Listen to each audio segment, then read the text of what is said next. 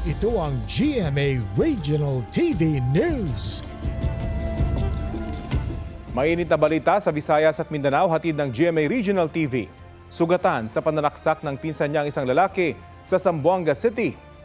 Cecil, bakit daw nagamok yung suspect? Rafi, nagwala raw ang sospek sa paniniwalang susugurin siya ng mga katrabaho. Kwento ng biktima, buong araw nagtago sa loob ng banyo nila ang sospek nitong Miyerkules. Takot daw siyang mapag-initan ng mga katrabaho sa minahan matapos silang may matagpuan umanong ginto. Kinabukasan, kumuha raw ng 2 kutsilyo ang sospek at nagwala. Pinakalma siya ng biktima. Doon na nasaksak ang biktima ng 3 beses. Isang rumispunding pulis ang inatake din ng sospek. Ligtas naman ang pulis dahil sa suot na vest. Dahil sa pag-aamok, binaril ng isa pang pulis ang sospek. Ginagamot na ang sospek sa ospital. Wala pa siyang pahayag.